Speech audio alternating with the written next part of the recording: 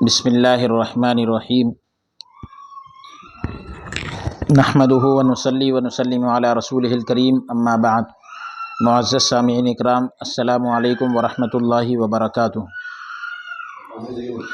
باب العلم انواریہ educational society و جامعہ انواریہ حیدرآباد انڈیا کے زیر اہتمام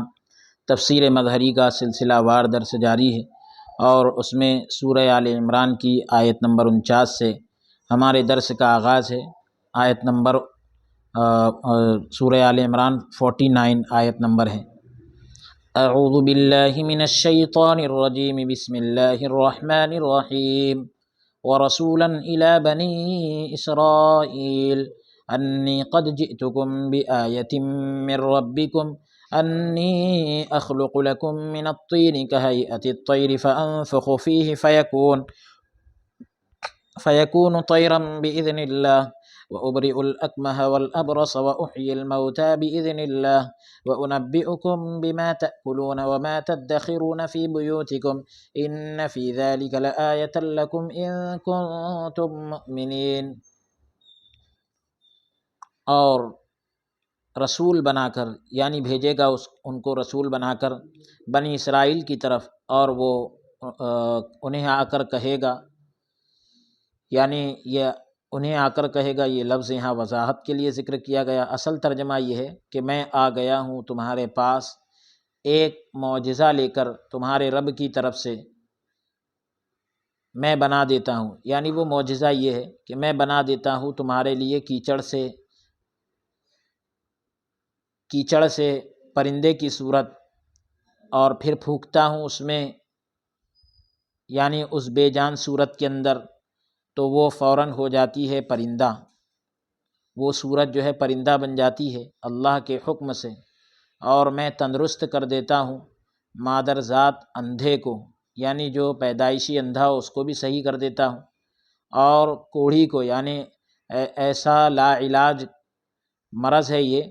تو اس کو بھی میں اچھا کر دیتا ہوں، کوڑھ کے مرض والے کو بھی اچھا کر دیتا ہوں، اور میں زندہ کرتا ہوں مردے کو اللہ کے حکم سے، اور بتلاتا ہوں تمہیں جو کچھ تم کھاتے ہو اور جو کچھ تم جمع رکھتے ہو اپنے گھروں میں۔ بے شک ان معجزوں میں میری بڑی نشانی ہے، یعنی میری صداقت کی، سچائی کی بڑی نشانی ہے تمہارے لیے اگر تم ایماندار ہو۔ رسولاً، آیت میں جو رسولاً آیا ہے یہ فعل مضمر کی وجہ سے، یعنی ایک پوشیدہ فعل کی وجہ سے منصوب ہے، زبر والا ہے، جس کا عطف جو ہے یعلمہ پر ہے، یعنی جو اس سے پہلے آیت میں گزرا ہے وَيُعَلِّمُهُ الْكِتَابَ، تو جو کتاب سکھاتے ہیں ایسے رسول بھیجے ہیں، اور اس پر تنوین جو ہے تعظیم کے لیے ہے۔ تقدیر کلام یوں ہوں گی، یعنی تقدیری عبارت اس طرح ہوگی وَنَجْعَلُهُ رَسُولًا عَظِيمًا۔ ایک قول یہ کیا گیا ہے، ایک بات یہ بھی کہی گئی کہ آپ جو ہے بچپنے میں ہی رسول تھے۔ ایک قول یہ کیا گیا ہے، ایک بات یہ بھی کہی گئی کہ بلوغت کے بعد آپ کو یہ منصب، یعنی بالغ ہونے کے بعد آپ کو یہ منصب تفویض ہوا، آپ کے حوالے ہوا۔ بنی اسرائیل کے پہلے نبی حضرت یوسف علیہ السلام تھے، اور آخری نبی حضرت عیسیٰ علیہ السلام تھے۔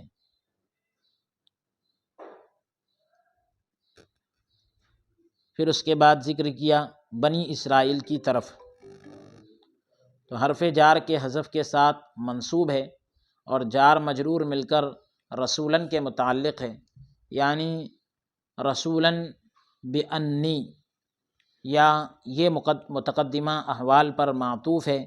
یعنی جو حالات ہیں اس سے پہلے کے، تو ان پر اس کا عطف ہو رہا ہے، اور جو نطق کا معنی اپنے ضمن میں لیے ہوئے، یعنی بولے جانے کے معنی اپنے ضمن میں لیے ہوئے ہیں، یعنی ناطقم بِأَنِّی، اس بات کو بیان کرنے والے ہیں کہ میں اللہ کا رسول ہوں۔ پھر یہاں پر آیت میں ذکر کیا انی قد جئتکم بآیۃ من ربکم، تو آیت سے مراد معجزہ ہے، میں تمہارے پاس تمہارے رب کی طرف سے آیت لے کر آیا، مطلب معجزہ لے کر آیا جو میری رسالت پر دال ہے، یعنی دلالت کرنے والا ہے۔ یہاں آیت فرمایا جبکہ آپ کئی آیات لائے تھے، یعنی واحد کا لفظ لائے آپ، یعنی آیت بولے تو ایک معجزہ، جبکہ آپ آیات لے کر آیا، یعنی کئی معجزے لے کر آئے، لیکن آیت میں فرمایا میں معجزہ لے کر آیا، واحد کا لفظ لے کر ذکر ہوا قرآن میں۔ تو اس کی وجہ کیا ہے؟ اس کی وجہ یہ ہے کہ تمام معجزات آپ کی صداقت پر دلالت کرنے کے لیے ایک آیت کی طرح ہے، آپ کی سچائی کو بتانے کے لیے تمام معجزات وہ ایک معجزے کی طرح ہے۔ یہ بھی جائز ہے کہ یہ ظرف مستقر ہو اور آیت کی صفت ہو۔ من ربکم، یہاں پر جو لفظ آیا ہے انی قد جئتکم بآیۃ من ربکم، تو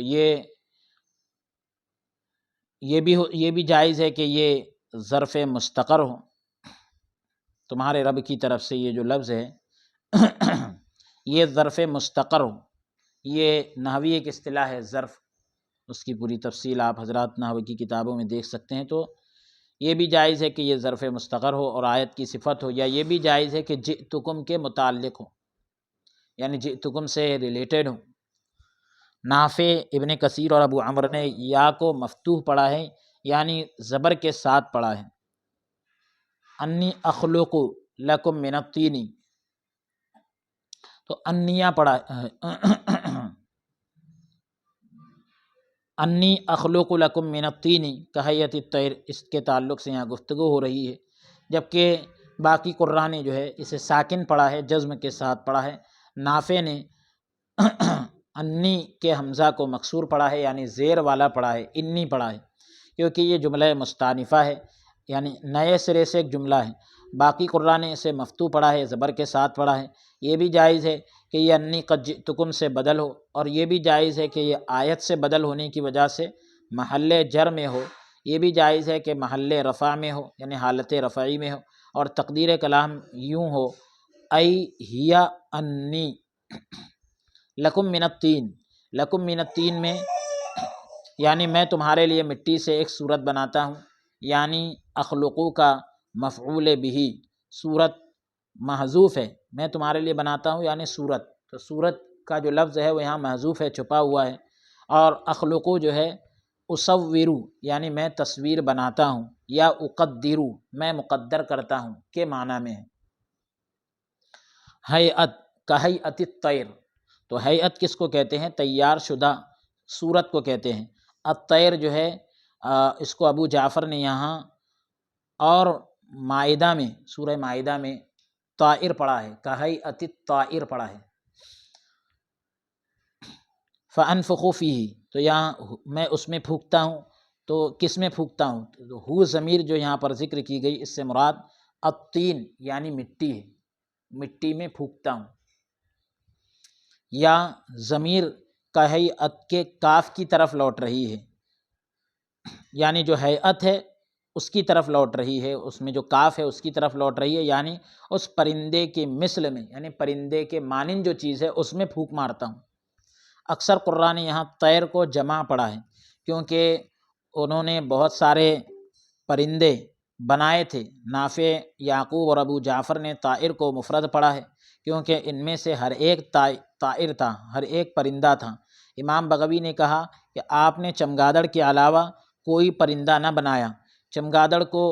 اس لیے خاص کیا کیونکہ پرندوں میں سے کامل ترین ہے،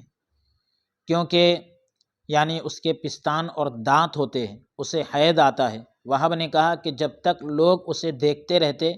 وہ اڑتا رہتا ہے، جب لوگوں کی آنکھوں سے اوجھل ہوتا تو مر کر گر جاتا۔ وہ پرندہ ایسا ہوتا کہ لوگ اس کو دیکھتے، جب تک دیکھتے رہتے اڑتا رہتا،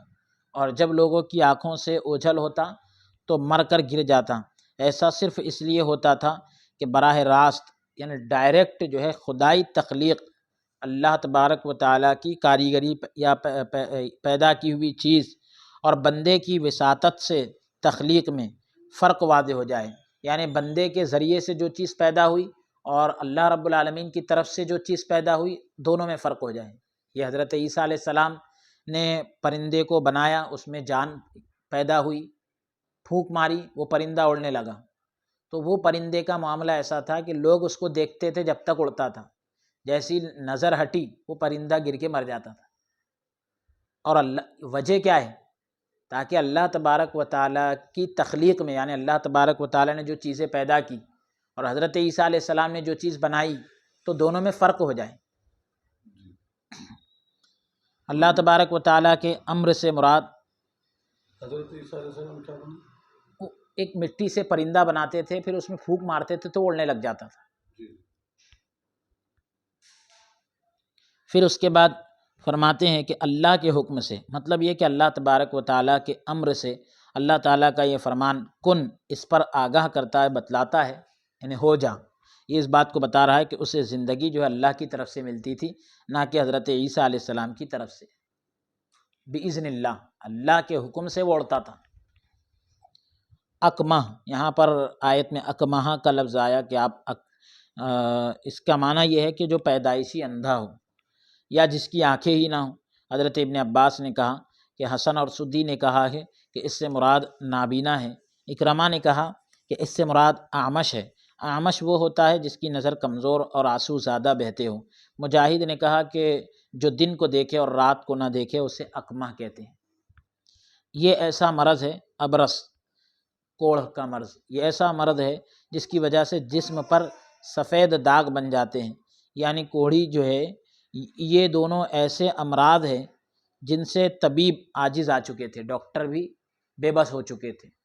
ہاتھ ٹیک چکے تھے، لیکن حضرت عیسیٰ علیہ السلام ایسے مریضوں کو اچھا کر دیتے تھے۔ تو یہ حضرت عیسیٰ علیہ السلام کے زمانے میں اکثر مرض تھا، یعنی عام بیماری تھی، تو حضرت عیسیٰ علیہ السلام نے اسی حوالے سے انہیں معجزہ دکھایا۔ جس طرح حضرت موسیٰ علیہ السلام کے زمانے میں جادو عام تھا، تو آپ نے ہر ماہر جادوگر کو عاجز کرنے کا معجزہ دکھایا۔ نبی کریم صلی اللہ علیہ وآلہ وسلم کے زمانے میں بلاغت، زبان وغیرہ کے جو معاملات ہوتے، فصاحت اور بلاغت کے، وہ اپنے عروج پر تھی، بلندی پر تھی، تو قرآن حکیم نے ان سب کو عاجز کر دیا، بے بس کر دیا، اور فرمایا فَأْتُوا بِسُورَةٍ مِّن مِّثْلِهِ، یعنی اس جیسی ایک صورت لا کے دکھاؤ۔ وہب بن منبہ نے کہا کہ بعض اوقات، یعنی کبھی کبھی، حضرت عیسیٰ علیہ السلام کی خدمت میں 50,000 مریض، 50,000 پیشنٹ جمع ہو جاتے، جو آپ تک پہنچنے کی طاقت رکھتا وہ آپ تک کے پہنچتا، اور جو آپ تک نہ پہنچ پاتا حضرت عیسیٰ علیہ السلام خود اس کے پاس تشریف لے جاتے، اور آپ مریضوں اور اپاہجوں، یعنی جو لوگ ہینڈی کیپ وغیرہ ہوتے ہیں، اور اندھوں اور دوسرے لوگوں کے لیے یہ دعا کرتے، اے اللہ تو زمین اور آسمان میں رہنے والوں کا معبود ہے، سب تیری عبادت کرتے ہیں، ان میں تیرے سوا کوئی معبود نہیں، تو زمین اور آسمان میں رہنے والوں پر غالب ہے، تیرے سوا ان میں کوئی جبار نہیں، تو زمین اور آسمان میں رہنے والوں کا مالک ہے، تیرے سوا ان میں کوئی بادشاہ نہیں، تیری زمین میں قدرت اس طرح نافذ ہے، یعنی لاگو ہے، جس طرح آسمان میں، تیری زمین میں اس طرح بادشاہت ہے، یعنی تیری زمین میں بادشاہت اس طرح ہے جس طرح آسمان میں، تیرے معزز نام اور روشن چہرے اور قدیم بادشاہت سے، قدیم یعنی قدیمی بادشاہت سے سوال کرتا ہوں، مانگتا ہوں، بے شک تو ہر چیز پر، ہر شے پر قادر ہے۔ وہب نے کہا کہ یہ دعا جو ہے خوف اور جنون کے لیے مؤثر ہے، یہ جو دعا حضرت عیسیٰ علیہ السلام نے مانگی تو خوف اور یعنی ڈر اور دیوانہ پن کے لیے بہت بااثر ہے، اسے مریض پر پڑھے اور لکھے اور اس کا پانی پیا جائے، انشاءاللہ تعالی وہ درست ہو جائے گا۔ حضرت عیسیٰ علیہ السلام نے جو دعا کی، امام وہب رحمۃ اللہ علیہ فرماتے ہیں کہ یہ جو دعا ہے خوف اور جنون کے لیے، یعنی پاگل پن ہو کسی قسم کا، دماغ پر اٹیک ہو، تو اس کے لیے مؤثر ہے، یعنی بہت بااثر ہے۔ وہ عربی کے اندر جو ہے وہ جو اس کی اوریجنل عربی کی جو، یہ تو ترجمہ ہم پیش کر رہے ہیں، تو انشاءاللہ تعالی عربی سے بھی وہ آپ کو مل جائے گی، اگر آپ کہیں تو انشاءاللہ ہم آپ کو وہ پہنچا سکتے ہیں اگلی نشست میں انشاءاللہ، اگلی نشست میں انشاءاللہ تعالی، اگلی نشستوں میں سے کسی ایک نشست میں، اگلی نشست میں انشاءاللہ تعالی ہم اس کو آپ کے سامنے پیش کرنے کی کوشش کریں گے۔ تو بہرحال مطلب یہ کہ آپ یہ جو ہے آیت نمبر 49 یعنی 49 سورہ آل عمران کی جو عربی کی اس کی جو کاپی ہوگی، اصل نسخہ تو عربی میں ہی ہے نا، قاضی ثناء اللہ پانی پتی رحمۃ اللہ علیہ کی جو تفسیر ہے وہ اصل عربی میں ہے، تو آپ جو ہے سورہ آل عمران کی آیت نمبر 49 کے اندر اس دعا کو پالیں گے انشاءاللہ تعالی آسانی کے ساتھ، کیونکہ یہ تو ترجمہ ہے، اب ہم اپنے الفاظ میں ہم جو ہے اس کو جو ہے اگر عربی بنائیں گے تو وہ بات نہیں آئیں گی، جو حضرت عیسیٰ علیہ السلام کے الفاظ تھے اس میں وہ نورانیت آئے گی۔ جی اب اس کا ترجمہ دوبارہ پڑھیے کیا ہے؟ یعنی حضرت عیسیٰ علیہ السلام یہ دعا کرتے، اے اللہ تو زمین اور آسمان میں رہنے والوں کا معبود ہے، ان میں تیرے سوا کوئی معبود نہیں، عبادت کے لائق نہیں، تو زمین اور آسمان میں رہنے والوں پر غالب ہے، تیرے سوا ان میں کوئی جبار نہیں، تو زمین اور آسمان میں رہنے والوں کا مالک ہے، تیرے سوا ان میں کوئی بادشاہ نہیں، تیری زمین میں قدرت اس طرح نافذ ہے جس طرح آسمان میں، تیری زمین میں اس طرح بادشاہت ہے جس طرح آسمان میں، تیرے معزز نام، روشن چہرے اور قدیمی بادشاہت سے یعنی اس کے طفیل سوال کرتا ہوں، بے شک تو ہر شے پر، ہر چیز پر قادر ہے۔ تو وہاب نے کہا کہ یہ دعا جو ہے خوف یعنی ڈر اور جنون یعنی دیوانہ پن اس کے لیے بہت بااثر ہے، اسے مریض پر پڑھے اور لکھیں اور اس کا پانی پیا جائے تو انشاءاللہ تعالی وہ درست ہو جائے گا۔ الوہیت کے وہم کو دور کرنے کے لیے بإذن اللہ فرمایا گیا، وَأُحْيِي الْمَوْتَى بِإِذْنِ اللَّهِ، اس سے پہلے بھی فَيَكُونُ طَيْرًا بِإِذْنِ اللَّهِ، اللہ کے حکم سے۔ تو الوہیت کے وہم کو دور کرنے کے لیے یعنی کہیں ایسا نہ ہو کہ لوگ خدا سمجھ بیٹھے، تو وہ وہم کو دور کرنے کے لیے بِإِذْنِ اللَّهِ کے لفظ کو مکرر یعنی ریپیٹ کرے، دوبارہ لائے۔ اللہ تبارک و تعالیٰ کی طرف سے یعنی قرآن میں یہ فرمان دوبارہ جاری ہوا، کیونکہ زندگی جو ہے، زندگی عطا کرنا انسان کے افعال میں سے نہیں ہے، انسان کا کام نہیں ہے۔ کیونکہ حضرت عیسیٰ علیہ السلام مردوں کو زندہ کر دیتے تھے اور زندگی عطا کرنا یہ اللہ کی شان ہے، تو کئی وہم پیدا نہ ہو جائے، تو اس لیے کہا بِإِذْنِ اللہ، میں مردوں کو زندہ کرتا ہوں اللہ کے حکم سے۔ امام بغوی نے کہا، حضرت ابن عباس رضی اللہ عنہما نے کہا کہ آپ نے 4 آدمیوں کو زندہ کیا تھا جن کے نام یہ ہے، عازر، ابن عجوز، بنت عاشر اور سام بن نوح۔ عازر جو ہے آپ کا دوست تھا، اس کی بہن نے حضرت عیسیٰ علیہ السلام کی طرف پیغام بھیجا کہ آپ کا بھائی عازر جو ہے فوت ہوا چاہتا ہے۔ عازر اور حضرت عیسیٰ علیہ السلام کے درمیان 3 دن کی مسافت تھی، یعنی 3 دن کا گیپ تھا۔ حضرت آپ خود اور آپ کے صحابہ تشریف لائے، آپ نے دیکھا یعنی آپ کے ساتھی تشریف لائے، آپ نے دیکھا کہ اسے مرے ہوئے یعنی انتقال ہو کر 3 دن گزر چکے ہیں۔ آپ نے اس کی بہن سے فرمایا میرے ساتھ اس کی قبر تک چلو، وہ آپ کے ساتھ اس کی قبر تک گئی، آپ نے دعا کی تو عازر جو ہے اٹھ کھڑا ہوا، جبکہ چمڑے سے تیل قطرات کی صورت میں بہہ رہا تھا، یعنی قطروں کی صورت میں بہہ رہا تھا، بوند کی شکل میں بہہ رہا تھا۔ وہ قبر سے نکلا، وہ زندہ رہا اور اس کی اولاد بھی ہوئی، یعنی ایسا نہیں کہ قبر سے نکل کر پھر دوبارہ قبر میں چلے گئے، بلکہ زندہ رہے اور بعد میں پھر اولاد بھی ہوئی۔ رہا ابن عجوز، تو اسے لوگ جو ہے چارپائی پر اٹھا کر آپ کے پاس سے گزرے، آپ نے دعا کی تو وہ چارپائی پر اٹھ کر بیٹھ گیا، مرا ہوا شخص، اور لوگوں کی گردنوں سے سبحان اللہ سبحان اللہ، اور لوگوں کی گردنوں سے نیچے اتر آیا، اپنے کپڑے پہنے اور چارپائی خود اٹھا لایا، گھر پلٹا، زندہ رہا، یعنی گھر آنے کے بعد زندہ بھی رہا اور اس کی اولاد بھی ہوئی۔ بنت عاشر ایک جس کو زندہ کیا تھا حضرت عیسیٰ علیہ السلام نے، تو اس کا والد جو ہے عشر یعنی ٹیکس وصول کرتا تھا۔ ایک دن پہلے اس کی بیٹی مر گئی، آپ نے اس کے لیے دعا کی، اللہ تعالیٰ نے اسے زندہ کر دیا، زندہ رہی اور اس کی بھی اولاد ہوئی۔ سبحان اللہ، رہا سام بن نوح، سبحان اللہ سبحان اللہ۔ اب سام بن نوح نوح علیہ السلام کے بیٹے سام، تو وہاں پر جو ہے حضرت عیسیٰ علیہ السلام اس کی قبر کے پاس تشریف لے کر گئے، اللہ تعالیٰ کے نام کے وسیلے سے دعا کی، وہ قبر سے نکلا، جب اس کا نصف سر یعنی آدھا سر جو ہے قیامت کے خوف سے سفید ہو گیا، جبکہ اس زمانے میں لوگوں کے بال سفید نہ ہوتے تھے، لیکن آدھے سر کے بال سفید ہو گئے تھے قیامت کے خوف سے۔ حضرت نوح علیہ السلام کے بیٹے کی، سام نام تھا ان کا۔ تو اس نے پوچھا کہ کیا قیامت برپا ہو گئی؟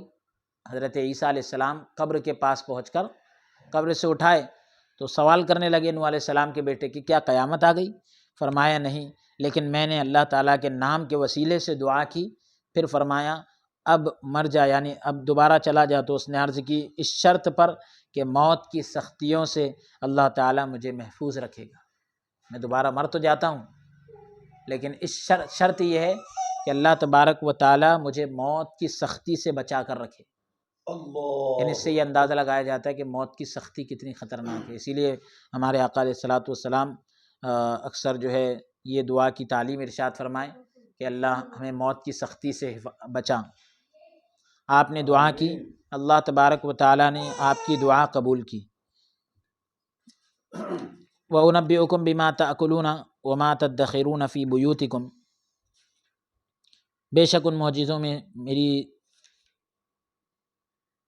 صداقت کی یعنی ان فی ذلک لآیۃ لکم ان کنتم مؤمنین۔ اب یہاں پر یہ بتلا رہے ہیں کہ جسے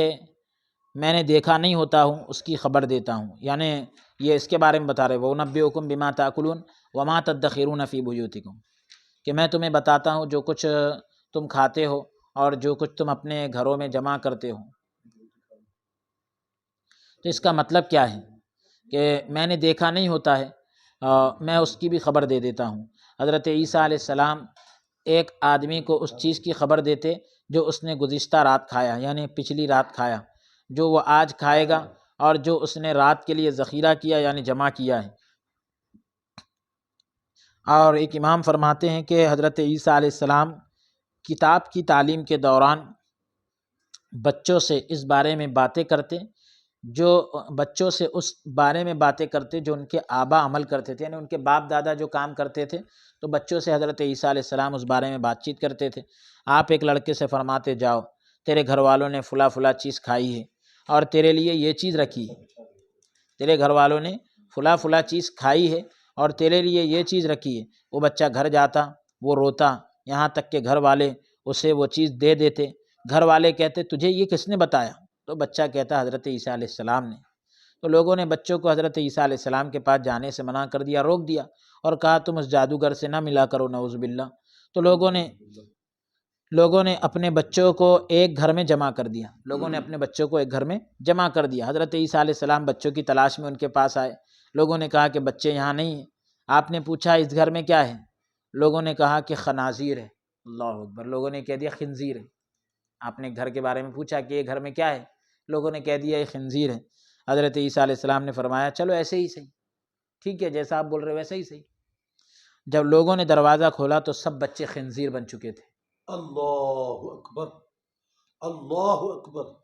یہ بات بنی اسرائیل میں پھیل گئی تو بنو اسرائیل نے پھر آپ کو نقصان پہنچانے کا ارادہ کیا کہ ہمارے بچے ان کی وجہ سے ایسے ہو گئے۔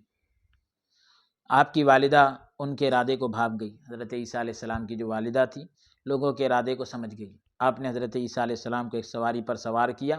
اور سرزمین مصر کی طرف چلی گئی، مصر کے علاقے کی طرف، ایجپٹ کی طرف جو ہے وہ چلی گئی۔ قتادہ نے کہا کہ یہ واقعہ جو ہے مائدہ کے بارے میں ہوا، یعنی دسترخوان کے بارے میں، جو مائدہ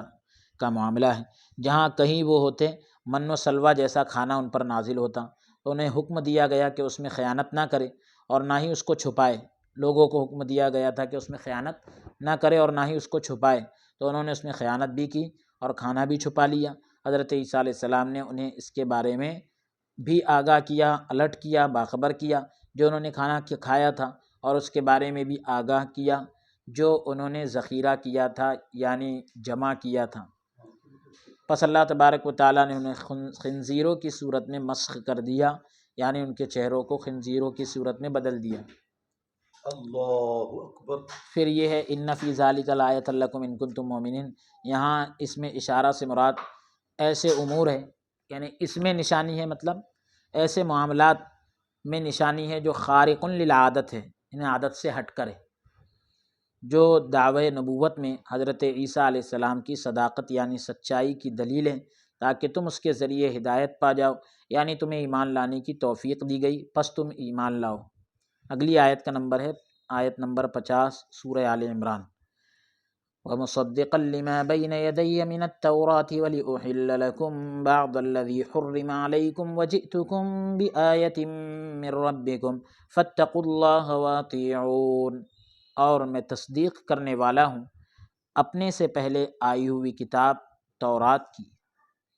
اور تاکہ میں حلال کر دوں تمہارے لیے بعض وہ چیزیں جو حرام کی گئی تھی، یعنی پہلے حرام تھی تم پر،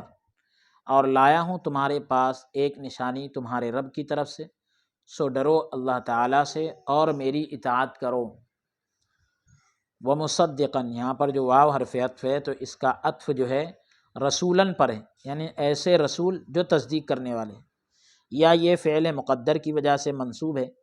یعنی ایک فعل یہاں پر مقدر مانا جائے گا، اس کی وجہ سے مصدقاً منصوب ہو رہا ہے، جس پر قد جئتکم دلالت کرتا ہے، یعنی کلام یوں ہے وجئتکم مصدقا، میں آیا ہوں تمہارے پاس اس حالت میں کہ تصدیق کرنے والا ہوں۔ انبیاء کی شان یہی تھی جو تمام آسمانی کتابوں کی تصدیق کرتے اور بعض کی تصدیق کرتے، یعنی بعض وہ چیزیں جو آیت میں آیا ہے کہ میں حلال کر دوں تمہارے لیے بعض وہ چیزیں جو حرام کی گئی تھی، یعنی بعض وہ چیزیں جو تورات میں حرام تھی جیسے گوشت اور چربی، ان کی حرمت کو منسوخ کرنے والا ہوں، یعنی ختم کرنے والا ہوں۔ اور نسخ جو ہے تصدیق کے منافی نہیں، تصدیق کے منافی نہیں ہوتا، یعنی اس کے خلاف نہیں ہوتا، نسخ تصدیق کے خلاف نہیں ہوتا۔ جس طرح قرآن حکیم کا بعض حصہ بعض کو منسوخ کر دیتا ہے۔ جار مجرور کا تعلق فعل محذوف قد جئتکم کے ساتھ ہے، یا اسے سابقہ یعنی پہلے قد جئتکم کی طرف ہی لوٹایا جائے گا، یا یہ معنوی طور پر مصدقاً کے اوپر معطوف ہے۔ تقدیر کلام یوں ہوگی، تقدیر عبارت اس طرح ہوگی لأصدق ولأحل، تاکہ تصدیق کروں تاکہ حلال کر دوں۔ یہ بھی جائز ہے کہ یہاں آیت سے مراد انجیل ہو، وجئتکم بآیۃ من ربکم، تو یہ بھی جائز ہے کہ یہاں آیت سے مراد انجیل کی آیات ہو۔ یہ بھی جائز ہے کہ اسے جو ہے تاکید کے لیے اور حکم کے قریب کرنے کے لیے مکرر یعنی دوبارہ لایا گیا ہو، اسی وجہ سے اس پر اس حکم کو مرتب کیا گیا۔ فاتقوا اللہ، تو اللہ تبارک و تعالیٰ سے ڈرو، یعنی اللہ تبارک و تعالیٰ کے عذاب سے ڈرو جو تم میری مخالفت کرتے ہو اور مجھے جھٹلاتے ہو، جو میں تمہیں اللہ تبارک و تعالیٰ کی توحید اور اس کی اطاعت کا حکم دیتا ہوں، اس میں تم میری اطاعت کرو۔ اگلی آیت کا نمبر ہے 51، سورہ آل عمران۔ ان اللہ ربی و ربکم فاعبدوہ ھذا صراط مستقیم، بے شک اللہ تعالی مرتبہ کمال تک پہنچانے والا ہے مجھے اور مرتبہ کمال تک پہنچانے والا ہے تمہیں، سو اس کی عبادت کرو، یہی سیدھا راستہ ہے۔ فاتقوا اللہ واطیعون، اس میں جو حکم مجمل تھا یعنی چھپا ہوا تھا یا مختصر تھا، یہاں اس کی تفصیل یعنی ڈیٹیل بیان کی جا رہی ہے، کیونکہ رب العالمین کے ارشاد ان اللہ ربی و ربکم میں اس بات کی طرف اشارہ ہے کہ قوت نظریہ کا کمال اعتقاد حق کے ساتھ ہوتا ہے، یعنی جو نظریات کی طاقت ہوتی ہے اس کا جو کمال ہے تو وہ حق کے یعنی سچائی کے اعتقاد کے ساتھ ہوتی ہے، جس کی غایت یعنی انتہا جو ہے وہ توحید ہے۔ اس جملے میں پہلے اپنی ذات کے بارے میں عبودیت کا اقرار کیا تاکہ اس فتنے کا سد باب ہو، یعنی یہ فتنہ رک جائے، اس فتنے کا سد باب ہو، یعنی وہ فتنہ رک جائے، ختم ہو جائے جو ان کی قوم کی طرف سے اس قول سے پیدا ہوتا کہ آپ نعوذ باللہ یعنی اللہ کی پناہ